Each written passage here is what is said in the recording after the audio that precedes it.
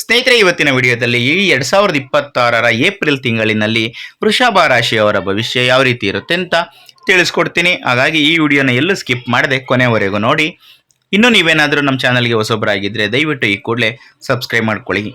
ಸ್ನೇಹಿತರೆ, ನಾವು ಒಂದು ರಾಶಿ ಭವಿಷ್ಯವನ್ನು ತಿಳ್ಕೋಬೇಕು ಅಂದರೆ ಅಲ್ಲಿ ಪ್ರಮುಖವಾದಂತಹ ಗ್ರಹ ಸಂಚಾರಗಳ ಬಗ್ಗೆ ತಿಳ್ಕೋಬೇಕಾಗಿರೋದು ತುಂಬಾ ಮುಖ್ಯ.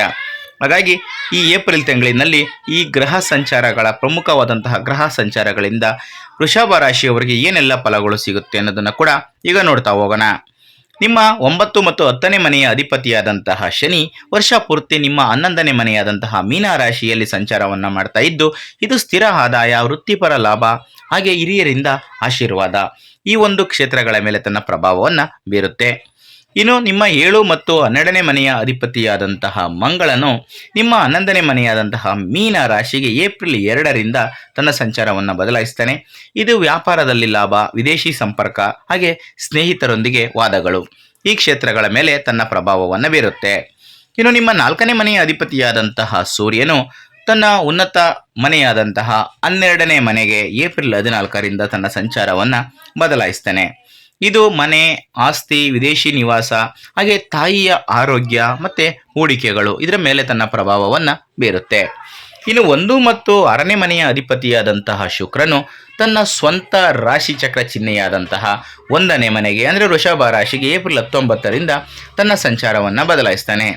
ಇದು ಸುಧಾರಿತ ಆರೋಗ್ಯ, ವೈಯಕ್ತಿಕ ಆಕರ್ಷಣೆ, ಶತ್ರುಗಳ ಮೇಲೆ ವಿಜಯ, ಹಾಗೆ ಐಷಾರಾಮಿ ಸೌಕರ್ಯಗಳು ಈ ಕ್ಷೇತ್ರಗಳ ಮೇಲೆ ತನ್ನ ಪ್ರಭಾವವನ್ನು ಬೀರುತ್ತೆ. ಈಗ ವೃತ್ತಿಗೆ ಸಂಬಂಧಪಟ್ಟಂತೆ ಯಾವ ರೀತಿ ಇದೆ ಅಂತ ನೋಡೋಣ. ನಿಮ್ಮ 10ನೇ ಮನೆಯ ಅಧಿಪತಿಯಾದಂತಹ ಶನಿ 11ನೇ ಮನೆಯಾದಂತಹ ಲಾಭದ ಮನೆಯಲ್ಲಿ ಸ್ಥಾನವನ್ನು ಪಡೆದಿದ್ದು, ಕೆಲಸವನ್ನು ಮಾಡುವ ವೃತ್ತಿಪರರಿಗೆ ಅತ್ಯಂತ ಶುಭ ಸೂಚಕವಾಗಿ ಇರ್ತಾನೆ. ನಿಮ್ಮ ಕಠಿಣ ಪರಿಶ್ರಮಕ್ಕೆ ಉನ್ನತ ಅಧಿಕಾರಿಗಳಿಂದ ಅರ್ಹವಾದಂತಹ ಮನ್ನಣೆಯನ್ನು ನೀವು ಪಡ್ಕೊತೀರಿ. ಏಪ್ರಿಲ್ 2ರಂದು ಮಂಗಳನು ಕೂಡ 11ನೇ ಮನೆಗೆ ಸಂಚಾರವನ್ನು ಬದಲಾಯಿಸೋದ್ರಿಂದ ನಿಮ್ಮ ನಾಯಕತ್ವ ಕೌಶಲ್ಯ ಮತ್ತು ಸಹೋದ್ಯೋಗಿಗಳಲ್ಲಿ ಸ್ಪರ್ಧಾತ್ಮಕ ಮನೋಭಾವ ವರ್ಧಿಸುತ್ತೆ.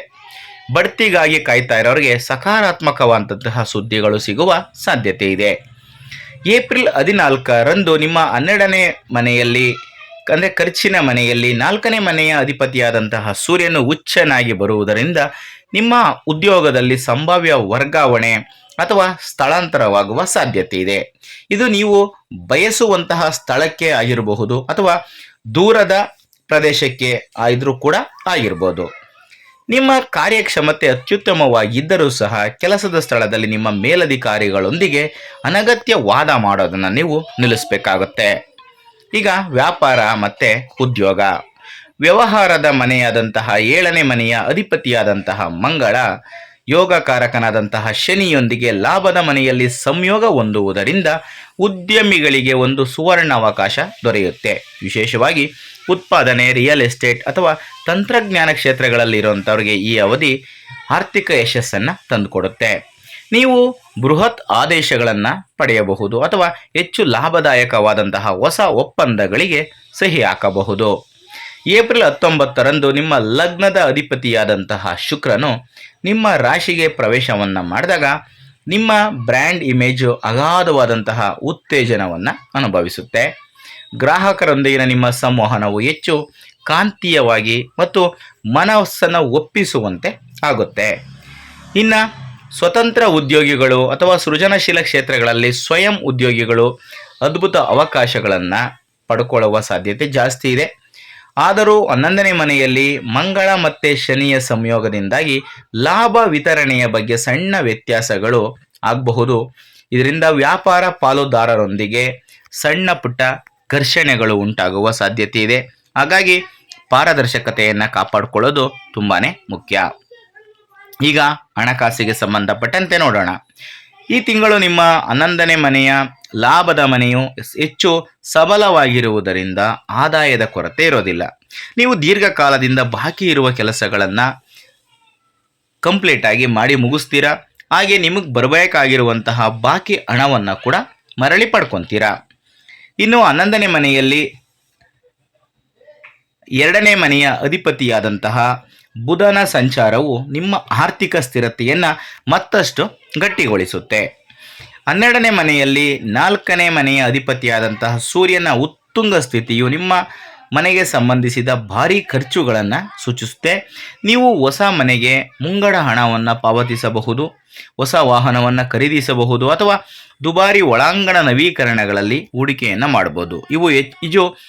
ಇವು ಶುಭ ವೆಚ್ಚಗಳೇ ಆಗಿದ್ರೂ ಕೂಡ ನಿಮ್ಮ ಬಜೆಟ್ ಮಿತಿಗಳನ್ನು ಮೀರದಂತೆ ನೀವು ಜಾಗರೂಕತೆಯಿಂದ ಇರಬೇಕಾಗುತ್ತೆ. ಈಗ ಆರೋಗ್ಯ. ಏಪ್ರಿಲ್ ತಿಂಗಳ ಮೊದಲಾರ್ಧದಲ್ಲಿ ನಿಮ್ಮ ಆರೋಗ್ಯದ ಬಗ್ಗೆ ಸ್ವಲ್ಪ ಗಮನವನ್ನು ಕೊಡಬೇಕಾಗುತ್ತೆ. 12ನೇ ಮನೆಯಲ್ಲಿ ಸೂರ್ಯನು ಕಣ್ಣುಗಳಲ್ಲಿ ಉರಿ, ನಿದ್ರಾಹೀನತೆ ಅಥವಾ ದೇಹದ ಅತಿಯಾದ ಉಷ್ಣತೆಗೆ ಸಂಬಂಧಿಸಿದಂತಹ ಸಮಸ್ಯೆಗಳನ್ನು ಉಂಟು ಮಾಡಬಹುದು. ಏಪ್ರಿಲ್ 19ರಂದು ನಿಮ್ಮ ಲಗ್ನ ಮತ್ತು 6ನೇ ಮನೆಯ ಅಧಿಪತಿಯಾದಂತಹ ಶುಕ್ರನು ನಿಮ್ಮ ಚಂದ್ರ ರಾಶಿಗೆ ಪ್ರವೇಶಿಸುವುದರಿಂದ ಸಂಜೀವಿನಿಯಂತೆ ಕಾರ್ಯನಿರ್ವಹಿಸುತ್ತೆ. ಹಳೆಯ ದೀರ್ಘಕಾಲದ ಕಾಯಿಲೆಗಳು ತಕ್ಷಣ ಗುಣಮುಖವಾಗ್ತವೆ, ಮಾಯವಾಗ್ತವೆ. ನೀವು ನವೀಕೃತ ಶಕ್ತಿ ಮತ್ತು ದೈಹಿಕ ಹೊಳಪನ್ನು ಅನುಭವಿಸ್ತೀರಾ.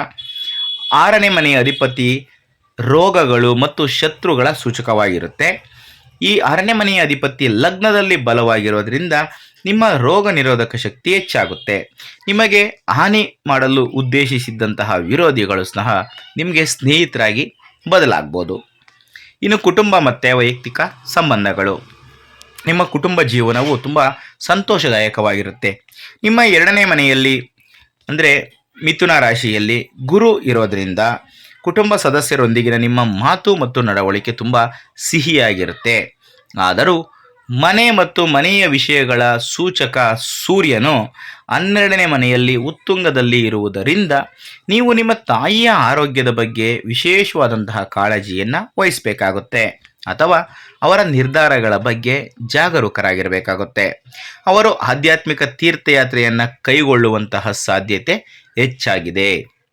ನಿಮ್ಮ 7ನೇ ಮನೆಯ ಅಧಿಪತಿಯಾದಂತಹ ಮಂಗಳನು 11ನೇ ಮನೆಯಲ್ಲಿ ಇರೋದರಿಂದ ನಿಮ್ಮ ಜೀವನ ಸಂಗಾತಿಯ ಮೂಲಕ ನೀವು ಆರ್ಥಿಕ ಪ್ರಯೋಜನಗಳನ್ನು ಪಡ್ಕೊತೀರಾ. ಏಪ್ರಿಲ್ 19ರ ನಂತರ ಶುಕ್ರನು ನಿಮ್ಮ ಲಗ್ನಕ್ಕೆ ಪ್ರವೇಶ ಮಾಡೋದರಿಂದ ನಿಮ್ಮ ಮತ್ತು ನಿಮ್ಮ ಸಂಗಾತಿಯ ನಡುವಿನ ಪ್ರಣಯ ಮತ್ತು ಅನ್ಯೋನ್ಯತೆ ಗಮನಾರ್ಹವಾಗಿ ಹೆಚ್ಚಾಗುತ್ತೆ. ನೀವಿಬ್ಬರು ಒಟ್ಟಿಗೆ ಐಷಾರಾಮಿ ಮತ್ತು ಗುಣಮಟ್ಟದ ಸಮಯವನ್ನು ಅನುಭವಿಸ್ತೀರಾ. ಇನ್ನು ಶಿಕ್ಷಣ. ನಿಮ್ಮ 11ನೇ ಮನೆಯಲ್ಲಿ ಅಂದರೆ ಮೀನ ರಾಶಿಯಲ್ಲಿ 5ನೇ ಮನೆಯ ಅಧಿಪತಿಯಾದಂತಹ ಬುಧನ ಸಂಚಾರವು ವಿದ್ಯಾರ್ಥಿಗಳಿಗೆ ತುಂಬ ಪ್ರಯೋಜನಕಾರಿಯಾಗಿರುತ್ತೆ. ಗುಂಪು ಅಧ್ಯಯನಗಳ ಮೂಲಕ ಅಥವಾ ಸ್ನೇಹಿತರ ಸಹಾಯದಿಂದ ನೀವು ಸಂಕೀರ್ಣ ವಿಷಯಗಳನ್ನು ಸುಲಭವಾಗಿ ಗ್ರಹಿಸ್ತೀರಾ. ಅಲ್ಲದೆ 12ನೇ ಮನೆಯಲ್ಲಿ ಸೂರ್ಯನು ವಿದೇಶಿ ವಿಶ್ವವಿದ್ಯಾಲಯಗಳಿಗೆ ಪ್ರವೇಶಕ್ಕಾಗಿ ಕಾಯ್ತಾ ಇರುವಂತಹ ಅಥವಾ ವೀಸಾ ಅನುಮೋದನೆಗಳನ್ನು ನಿರೀಕ್ಷೆ ಮಾಡ್ತಾ ಇರುವಂತಹ ವಿದ್ಯಾರ್ಥಿಗಳಿಗೆ ನಂಬಲಾಗದಷ್ಟು ಅನುಕೂಲಕರವಾದಂತಹ ಸಮಯವನ್ನು ಸೃಷ್ಟಿ ಮಾಡಿಕೊಡ್ತಾನೆ. ನಿಮ್ಮ ಅರ್ಜಿಯನ್ನು ಸಲ್ಲಿಸುವ ಪ್ರಯತ್ನಗಳನ್ನು ನೀವು ಸ್ವಲ್ಪ ಚುರುಕುಗೊಳಿಸಬೇಕಾಗತ್ತೆ. ಆವಾಗ ನಿಮ್ಮ ಕೆಲಸಗಳು ಸಲೀಸಾಗಿ ಆಗ್ತವೆ. ಸ್ನೇಹಿತರೆ, ಈ 12ನೇ ಮನೆಯಲ್ಲಿ ಸೂರ್ಯನ ಶಾಖ ಪ್ರೇರಕ ಪರಿಣಾಮಗಳನ್ನು ತಗ್ಗಿಸೋದಕ್ಕೆ ಮತ್ತು ಲಾಭದ ಮನೆಯಲ್ಲಿ ಗ್ರಹಗಳ ಆಶೀರ್ವಾದವನ್ನು ಸಂಪೂರ್ಣವಾಗಿ ನೀವು ಬಳಸ್ಕೊಳ್ಳೋದಕ್ಕೆ ಈಗ ನಾನು ತಿಳಿಸ್ಕೊಡುವಂತಹ ಈ ಕೆಲವೊಂದಷ್ಟು ಪರಿಹಾರ ಕ್ರಮಗಳನ್ನು ಅನುಸರಿಸ್ಬೋದು. ಮೊದಲಿಗೆ ಲಕ್ಷ್ಮೀ ದೇವಿಯ ಪೂಜೆ. ನಿಮ್ಮ ಲಗ್ನದ ಅಧಿಪತಿಯಾದಂತಹ ಶುಕ್ರನ ಶಕ್ತಿಯನ್ನು ಮತ್ತಷ್ಟು ಹೆಚ್ಚಿಸಲು ಪ್ರತಿ ಶುಕ್ರವಾರದಂದು ಮಹಾಲಕ್ಷ್ಮಿ ಅಷ್ಟಕ ಅಥವಾ ಶ್ರೀ ಸೂಕ್ತವನ್ನು ಪಠಣ ಮಾಡಿ. ಇದು ಸರ್ವತೋಮುಖ ಅಭಿವೃದ್ಧಿ ಮತ್ತು ಅದೃಷ್ಟವನ್ನು ಆಕರ್ಷಿಸುತ್ತೆ. ಇನ್ನು ಸೂರ್ಯ ಪರಿಹಾರ ಏನು ಮಾಡಬೇಕು ಅಂದರೆ 12ನೇ ಮನೆಯಲ್ಲಿ ಉತ್ತುಂಗದಲ್ಲಿರುವ ಸೂರ್ಯನಿಂದ ಉಂಟಾಗುವ ಕಣ್ಣಿನ ತೊಂದರೆಗಳು ಅಥವಾ ಅನಗತ್ಯ ಮೊಂಡುತನವನ್ನು ಕಡಿಮೆ ಮಾಡೋದಕ್ಕೆ ಪ್ರತಿ ಭಾನುವಾರದಂದು ಗೋಧಿಯನ್ನು ದಾನ ಮಾಡಿ ಅಥವಾ ಪ್ರತಿದಿನ ಬೆಳಿಗ್ಗೆ ಸೂರ್ಯ ದೇವನಿಗೆ ನೀರನ್ನು ಅರ್ಪಿಸಿ, ಅದನ್ನ ಆರೋಗ್ಯವನ್ನು ಅರ್ಪಿಸಿ ಸೂರ್ಯನಿಗೆ ನೀರನ್ನು ಅರ್ಪಿಸಿ ಧ್ಯಾನ ಮಾಡೋದ್ರಿಂದ ಕೂಡ ಒಳ್ಳೆಯದಾಗುತ್ತೆ. ಇನ್ನು ಗೋ ಸೇವೆ. ಈ ವೃಷಭ ರಾಶಿಯವರು ಬುಧವಾರ ಅಥವಾ ಶುಕ್ರವಾರದಂದು ಹಸುಗಳಿಗೆ ಹಸಿರು ಹುಲ್ಲನ್ನು ತಿನ್ನಿಸೋದು ತುಂಬಾ ಒಳ್ಳೆಯದು. ಈ ಸರಳ ಕ್ರಿಯೆ ನಿಮ್ಮ ವೃತ್ತಿ ಮತ್ತು ವ್ಯವಹಾರದಲ್ಲಿನ ಅಡೆತಡೆಗಳನ್ನು ನಿವಾರಣೆಯಾಗುವಂತೆ ಮಾಡುತ್ತೆ.